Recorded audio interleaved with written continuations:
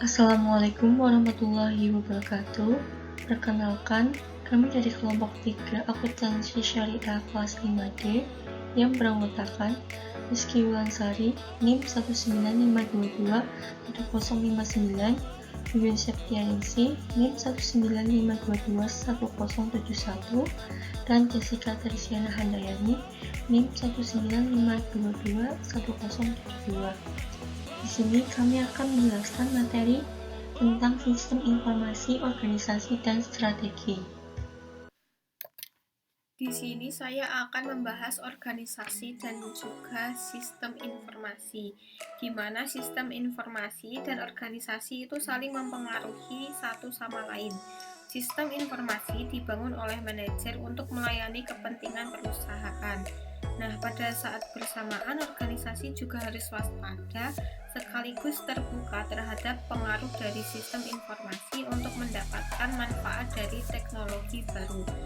Nah, di sini ada hubungan dua arah antara teknologi informasi dengan organisasi, di mana organisasi dan teknologi informasi itu saling berkaitan dan ditengahi atau dihubungkan oleh lingkungan, budaya, organisasi, proses bisnis, politik, dan juga keputusan manajemen.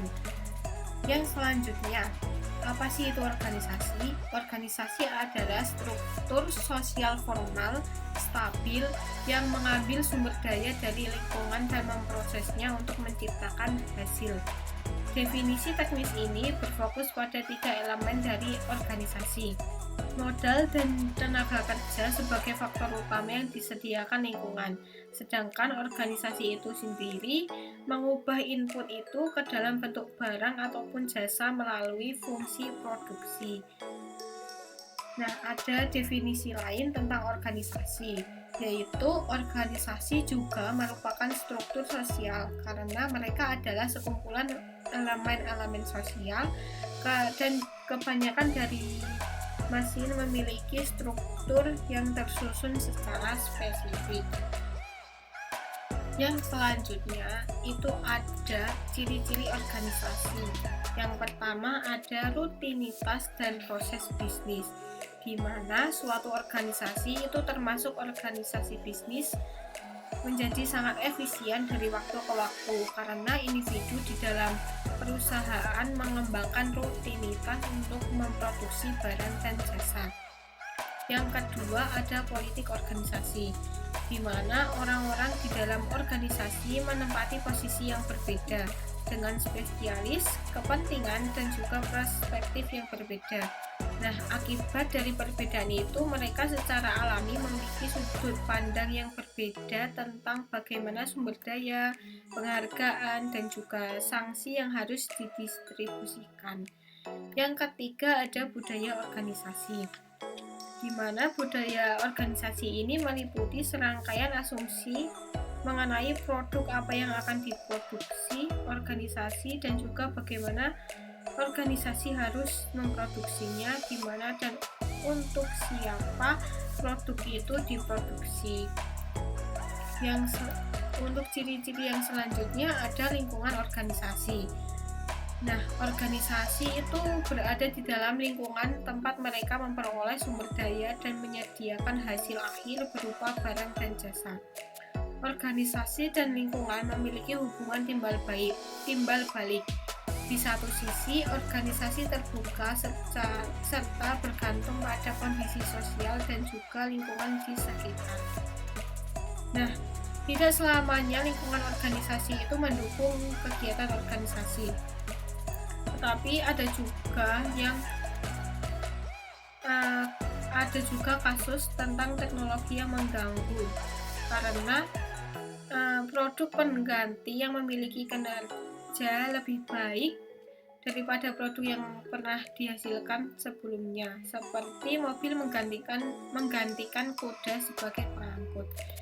Yang selanjutnya struktur organisasi, di mana setiap organisasi itu memiliki struktur ataupun bentuk. Menurut klasifikasi itu terdapat identifikasi 5 jenis pokok struktur organisasi. Nah, yang terakhir itu ada fitur-fitur organisasi lainnya. Organisasi memiliki tujuan dan menggunakan cara yang berbeda-beda dalam meraih tujuan organisasi. Beberapa organisasi memiliki tujuan yang bersifat memaksa dan ada juga yang bersifat bermanfaat. Nah, organisasi juga melayani kelompok yang berbeda-beda atau memiliki pemegang kepentingan yang berbeda-beda. Yang selanjutnya ada menggunakan sistem informasi untuk mencapai keunggulan kompetitif di dalam permasalahan di bidang manajemen. Nah, ada kegiatan untuk menopang keunggulan kompetitif. Keunggulan kompetitif yang diberikan sistem informasi tidak perlu berlangsung lama untuk menjamin keuntungan jangka panjang, karena pesaing dapat membalas dan juga meniru strategi tersebut. Kemudian kompetitif tidak selalu dapat dipertahankan. Yang selanjutnya, menggandeng TI untuk pencapaian tujuan. Riset mengenai TI dan juga kinerja bisnis telah menemukan bahwa semakin sukses suatu perusahaan menggandeng TI untuk mencapai tujuan bisnisnya. Nah, di dalam menggandeng TI ini kita harus memeriksa manajemen dalam menjalankan analisis sistem strategis. Seperti manajer perlu melakukan analisis sistem strategis guna mengidentifikasi jenis sistem yang menyediakan keunggulan strategis bagi perusahaan. Dan yang terakhir itu mengelola transaksi strategis, di mana adanya perubahan-perubahan dalam mempengaruhi elemen sosial maupun elemen teknik. Selanjutnya, saya akan menjelaskan tentang bagaimana dampak sistem informasi bagi organisasi dan perusahaan bisnis. Yang pertama, terhadap dampak ekonomi. Teknologi informasi sangat mempengaruhi biaya dari kualitas informasi serta bisa mengubah nilai ekonomi suatu informasi.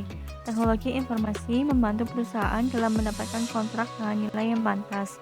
Oleh karena itu, teknologi informasi dapat menekankan biaya transaksi, dan di mana biaya tersebut dikarenakan ketika kita membeli sesuatu di pasaran yang tidak dapat dihasilkannya. Yang kedua yaitu dampak bagi struktur dan perilaku organisasi. Riset tentang perilaku menghasilkan teori bahwa teknologi informasi memfasilitasi pemerataan hierarki dalam suatu perusahaan dengan memperluas distribusi informasi guna memperdayakan karyawan di level bawah dan meningkatkan efisiensi manajemen. Teori post-industrial atau pasca industri lebih berdasarkan sejarah ketimbang ekonomi. Hal tersebut juga mendukung sebuah gagasan bahwa teknologi informasi yang seharusnya bisa memeratakan hierarki. Yang ketiga yaitu internet dan organisasi. Dalam kehadirannya, internet secara dramatis menekankan biaya transaksi dan biaya agen yang dihadapi oleh organisasi. Organisasi bisa secara cepat menata ulang proses-proses bisnis yang utamanya berdasarkan teknologi internet dan menjanjikan teknologi ini seperti komponen penting dari infrastruktur teknologi informasi. Apabila jaringannya sesuai dapat terwujud, hasilnya yaitu proses bisnis lebih sederhana. Kemudian jumlah karyawan yang lebih sedikit serta organisasi yang lebih merata dibandingkan pada masa lalu. Selanjutnya yaitu penggunaan sistem informasi untuk mencapai keunggulan kompetitif. Model daya kompetitif menurut Michael Porter. Yang pertama, ada pesaing tradisional. Setiap perusahaan berbagi pangsa pasar dengan pesaing lainnya yang secara terus-menerus merancang cara baru yang lebih efisien dalam memproduksi, memperkenalkan hasil produksi dan layanan, serta bisa menarik minat konsumen dengan mengembangkan merek mereka dan mewajibkan biaya peralihan bagi konsumen mereka. Yang kedua, ada pendatang baru di pasar. Dalam sistem ekonomi yang bebas ini, dengan tenaga kerja dan sumber daya finansial yang selalu berpindah-pindah, perusahaan-perusahaan baru selalu masuk ke pasaran. Pada beberapa bidang industri, hambatan masuk untuk ke dalam pasar sangat rendah, sementara di bidang industri lainnya masuk ke suatu pasaran sangatlah sulit. Yang ketiga, produk dan jasa pengganti. Hampir di setiap industri muncul produk-produk pengganti atau substitusi apabila harga produk yang Anda tawarkan dianggap konsumen terlalu mahal. Teknologi baru selalu menciptakan produk-produk pengganti sepanjang masa. Yang keempat, ada pelanggan. Perusahaan yang menguntungkan bergantung erat dengan kemampuannya dengan menarik minat pelanggan, memelihara langganan yang sudah ada atau sambil merebut dari pesaingnya, serta menjual dengan harga yang tinggi. Yang kelima yaitu pemasok. Kekuatan pasar yang dimiliki pemasok dapat berdampak signifikan terhadap keuntungan perusahaan, terutama ketika perusahaan tidak bisa menaikkan harganya yang secara cepat bisa dilakukan pemasok. Semakin beragamnya pemasok yang memiliki perusahaan, semakin besar kendalinya terhadap harga, kualitas, dan jadwal pengiriman dari pemasok. Baik, kemudian saya akan menjelaskan mengenai strategi sistem informasi untuk menunjang daya kompetitif. Jadi yang pertama itu merupakan kepemimpinan harga rendah, yaitu untuk membuat produk dan jasa pada harga yang lebih rendah dari pesaing dengan peningkatan kualitas dan pelayanan. Kemudian ada diferensiasi produk, yaitu menggunakan sistem informasi untuk membedakan produk dan jasa baru. Kemudian berfokus pada peluang besar, yaitu untuk memungkinkan strategi fokus pada peluang pasar maupun spesialisasi. Dan yang terakhir, untuk menguatkan keakraban pelanggan dan pemasok, yaitu untuk mengembangkan hubungan kuat dan kesetiaan pelanggan dan pemasok. Kemudian yang selanjutnya ada model rantai nilai bisnis, yaitu menekankan aktivitas khusus pada bisnis di mana strategi kompetitif dapat diterapkan dengan baik, di mana sistem informasi paling mungkin memiliki dampak yang strategis. Kemudian aktivitas rantai nilai bisnis ini digolongkan menjadi dua. Yang pertama, aktivitas utama, yaitu terkait langsung dengan produksi dan distribusi produk maupun jasa yang menciptakan nilai bagi pelanggan. Kemudian ada aktivitas pendukung, yaitu membuat pengiriman aktivitas utama dapat terdiri atas infrastruktur organisasi, SDM, kemudian teknologi dan pembelian.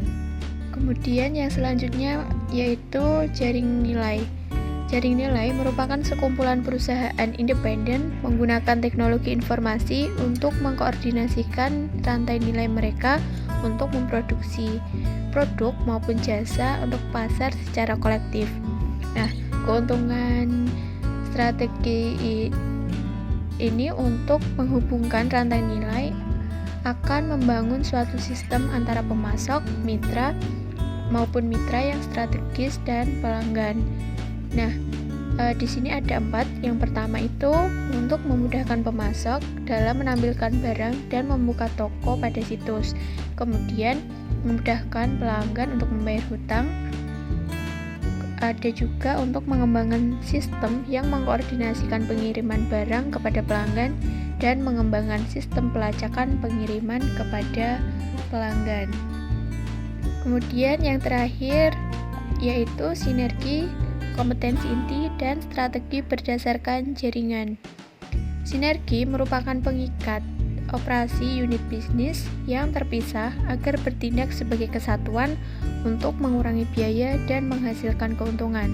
Sedangkan kompetensi inti adalah aktivitas perusahaan kelas dunia mengenai pengetahuan yang diperoleh dari pengalaman yang bertahun-tahun untuk mendorong atau meningkatkan kompetensi yang ada. Kemudian strategi itu sendiri merupakan situs yang digunakan perusahaan untuk membangun komunitas kesetiaan pelanggan, kesenangan, dan membangun ikatan unik pada pelanggan. Sekian penjelasan materi dari kelompok kami. Apabila ada kurang dan salahnya kami mohon maaf. Wassalamualaikum warahmatullahi wabarakatuh.